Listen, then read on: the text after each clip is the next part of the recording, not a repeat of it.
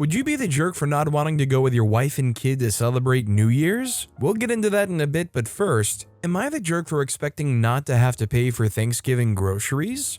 I, 54-year-old female, have been invited by a friend, 50-year-old female who I'll call Anne, to come to her house for Thanksgiving. We all live in Italy but spent many years in the USA and have several American friends in the area. Anne heard that I made a traditional Thanksgiving dinner at my house every year for my family and a couple friends, 6 people total. It is quite difficult to get all of the supplies here. No buying canned pumpkin or cranberry sauce, so I make every single thing from scratch. Over the years, I've also acquired all the dishes and tools and spices, no suppliers for the more exotic things, and am an all-around good cook. So Anne, who was born in China but lived in the USA for 20 plus years, asked if I would come to her beautiful and much bigger home and teach her how to make the whole dinner for a group of 12 people instead of the usual 6. I was hesitant at first because we live a very modest lifestyle, and Anne and her British husband are very well off, but I figured it would still be fun and I would enjoy putting on the feast for new people and in a beautiful kitchen.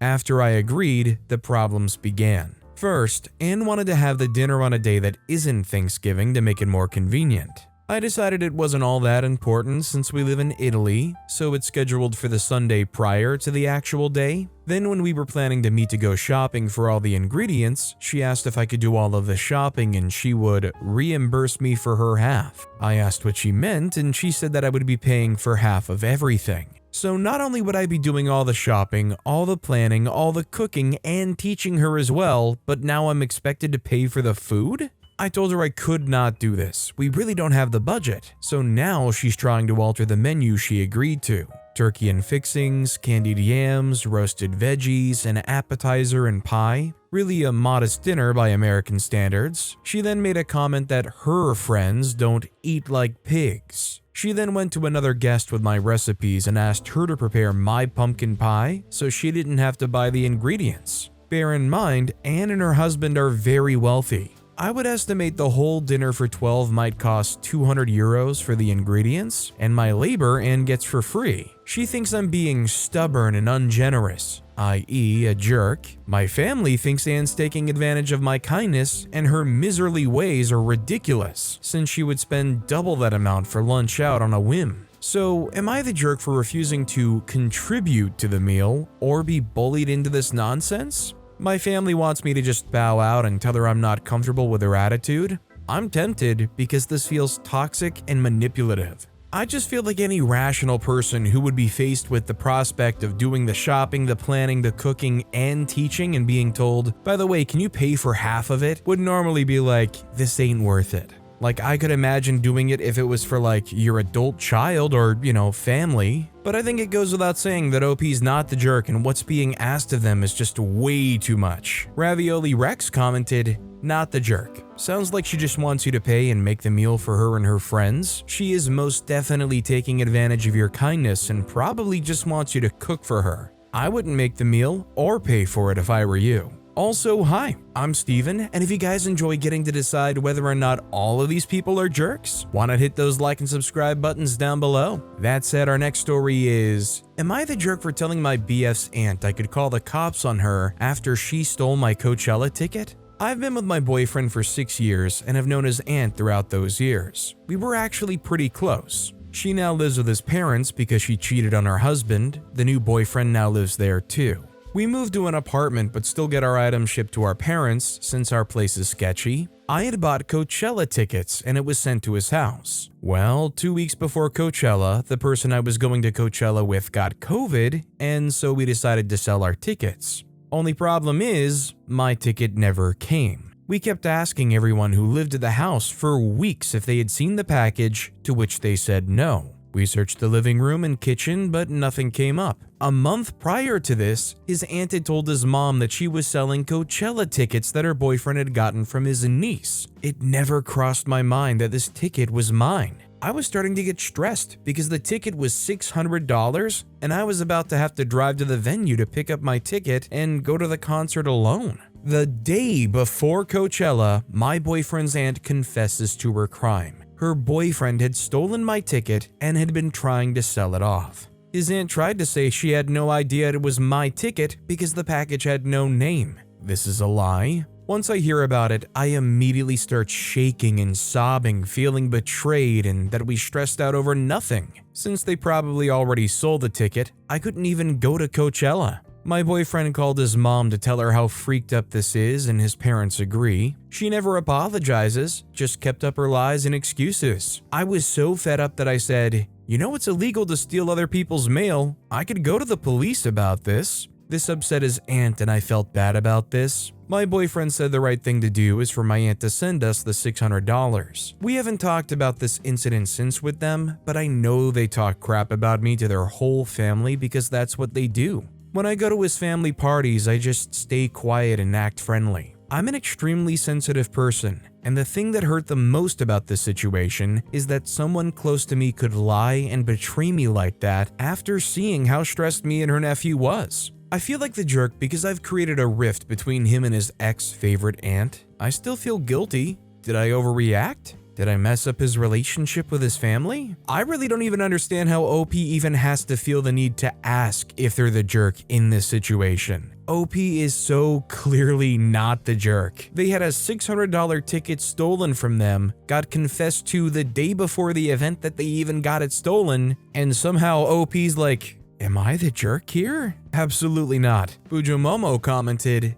"Definitely not the jerk. The aunt owes you $600 and an actual apology. I thought she confessed anyway. Am I missing something?" OP responded saying, "She never apologized. She confessed, but it was more like she said it had slipped her mind. She said she didn't know it was my ticket and played it off as a misunderstanding, but I knew she was lying because of her past actions." I couldn't get into it, but basically she lies quite a bit and always plays a victim, which is why I brought up that she cheated because it definitely helps describe her character. I do feel bad for her in some aspects, and she's always been a great aunt to my boyfriend, which is why I feel guilty about everything. I felt like I blew it out of proportion. Our next story is, am I the jerk for defending my daughter's comments towards my other daughter being single? My daughter, 17-year-old female, Emily, has been dating this boy, 17-year-old male, Zach, for around 2 to 2.5 months now. And he recently came to visit us, and this is the first time he came over for dinner, and this is Emily's first boyfriend. Zach is a very lovely boy and very outgoing.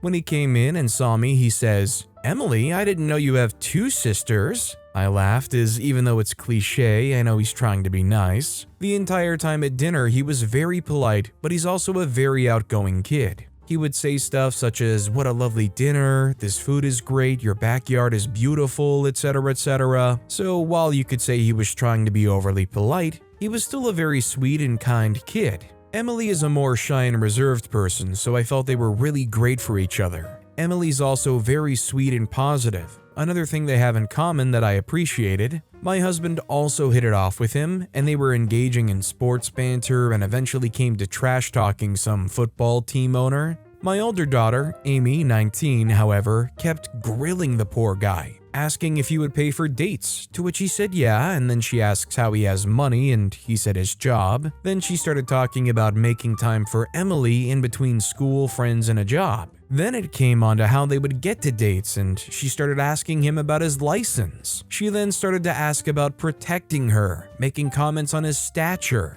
He's on the shorter side and kind of chubby, like 5'7" and maybe a little overweight, nothing crazy however, and he seemed to be getting uncomfortable. So I brought out dessert, which he again complimented, and my husband brought up sports to change topics. After he left, I asked her why she would do that. She said he seemed too nice and cliche, as if he was faking it. I said, "So people can't be nice these days? You made it weird for him and Emily. Emily didn't deserve that, neither did he." She said that she just didn't like that vibe as no one is that nice or positive. It was definitely forced. Emily butted in and said that she really didn't appreciate that and said that Amy's reasoning didn't make sense. Amy said that she didn't care if it was awkward as she wanted to grill him and that she doesn't like him because he seemed fake. Emily said that Amy was messed up and I agreed. Amy then said that he was some dumb, weak kid faking being nice, and this upset Emily and me. Emily then said in a fuss,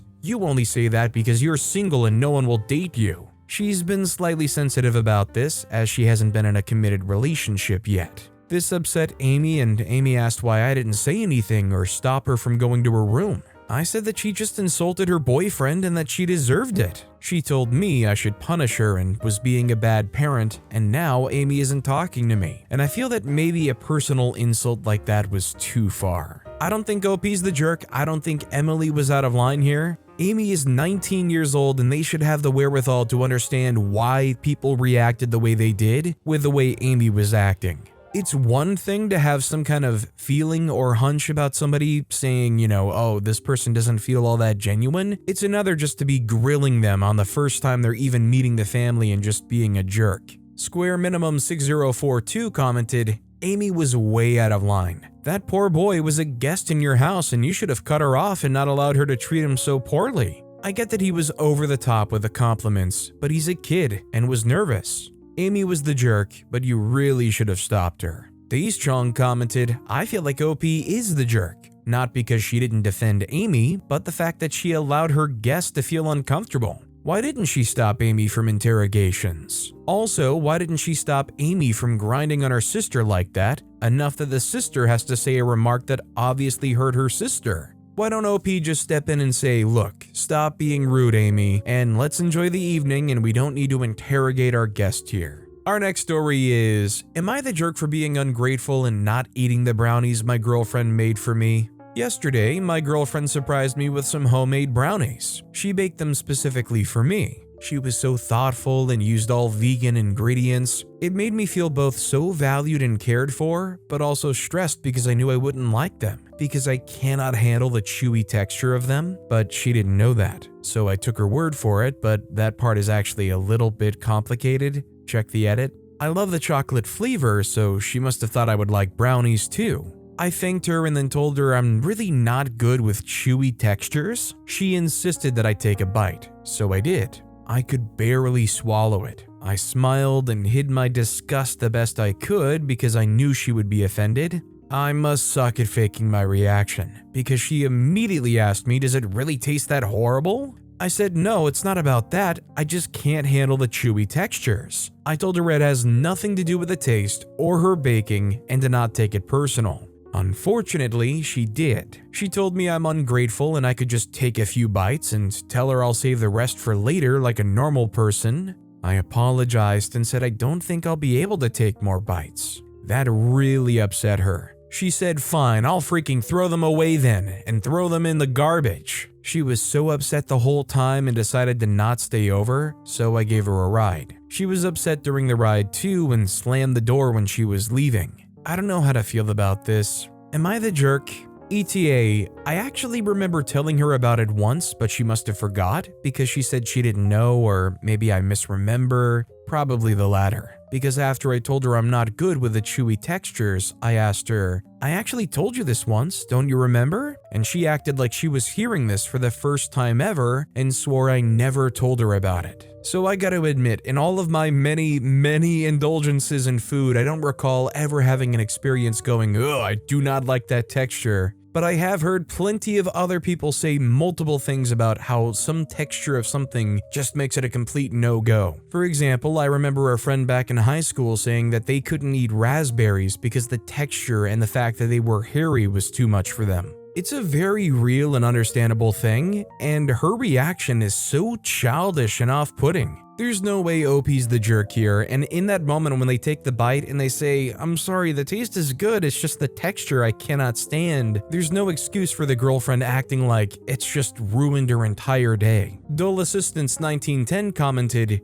years ago when we were first married, my wife called me at work all excited to share that she was making a special spaghetti dinner. I spent the next couple of hours looking forward to it. Got home and discovered that the recipe wasn't the tomato-based sauce I was expecting, but instead was some kind of creamy white mushroom sauce. I was disappointed but didn't let on. Didn't really enjoy it that much either. I mean, setting aside the disappointment that it wasn't what I'd been looking forward to, the mushroom sauce was really pretty awful, at least to my taste. But I was a good soldier and told her how much I enjoyed it anyway. It's fantastic, thank you so much, etc. I ended up choking down that recipe at least twice a month for 10 years before I finally had the nerve to tell her I didn't really like it. Point being, you were in a no-win situation. You either pretend you like it, or you risk hurting her feelings. The good news for you is you aren't going to have to spend the next 10 years pretending to like something you don't.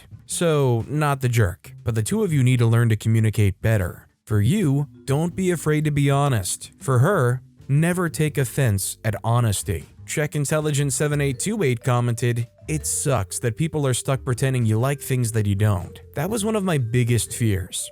I didn't want my husband eating stuff he hated to try and protect me and really didn't want to be the wife some guys complain about to their coworkers. So we agreed when we got married that if he told me he didn't like something, for any reason or none at all, I would never make it again. But in return, he couldn't complain at work about the terrible stuff his wife makes him eat. In 22 years, there's only been one dish he didn't like. We can't even remember what it was. At this point, I'm a fairly decent cook, and every time we try something new, we talk about what to change for the next time. I'd be more upset he was eating things he didn't like than I would be with any amount of honesty." This next story is, am I the jerk for not allowing my foster parents to put parental controls on the iPhone my biological parents bought me? I, 15-year-old male, have lived with my current foster parents since I was 9 years old, but I've been in foster care since I was 6. I'll call my foster parents Henry and Aaron. I got a new phone as an early Christmas present from my biological dad.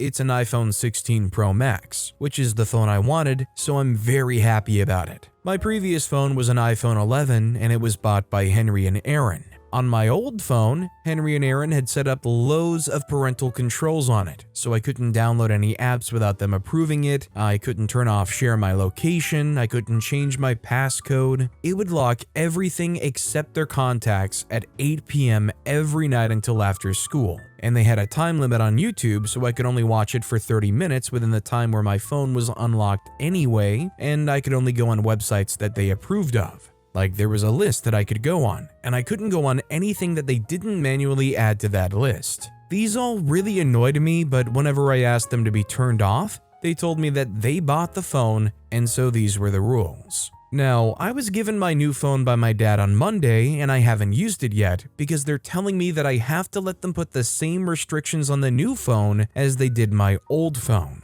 I said no because that isn't fair. I should be allowed to use my phone as my dad says because he paid for it. I said to them that my dad paid for the phone, so it was his choice and that he doesn't want me to have those restrictions on. But now they've changed and said it doesn't matter who bought the phone, even though that was their whole point before. Now they're saying that because I'm living with them that I have to follow their rules. And the rule for having a phone in this house is that they put restrictions on it. I don't think that's fair at all considering they didn't buy the phone. I don't see how they can do this. Before I got home from school on Monday, they took the phone out of the box my dad sent it in and set up all the restrictions, and now I'm trying to figure out a way to take them off. I'm thinking about complaining to my social worker because it's not fair that they put these restrictions on my phone even though they didn't pay for it. I'm gonna be completely honest, I don't even know if I feel comfortable saying whether or not I feel like OP is the jerk or not. Like, I just feel like this is such a complicated situation with a lot of details that not only are we not privy to, we probably shouldn't be privy to. Like, kind of how things ended up in the situation, behavioral things, just a whole lot of things that a bunch of strangers on Reddit should not have access to or really know about. 83 Pooley commented, OP, not gonna say you're in the wrong because of your age. I'm also not gonna say your carers are in the wrong based on the information you've provided. I'm coming from the position that I previously was a foster carer as well as a worker within the law enforcement system. Your biological father is making a power play here. You may not see it because, generally speaking, kids in care tend to see even the worst parents as being on a pedestal. For whatever reason, you've been in foster care for the majority of your life. A good portion of that time has been under the roof of your current carers. Whilst I appreciate that at 15 you think you should be able to do what you want on your phone, you need to understand that your carers are most likely just looking out for your best interests. Your biological father, for a lack of a better term, is throwing in a grenade. In my opinion, he may be doing this for a few reasons: to prove to himself or your caseworker that he is a good parent, because deep down he knows he isn't. To drive a wedge between you and your carers in exactly the way it appears to have, because he cares about you genuinely and thinks that getting you an extravagant gift will somehow make up for you being in care since you were 6 years old.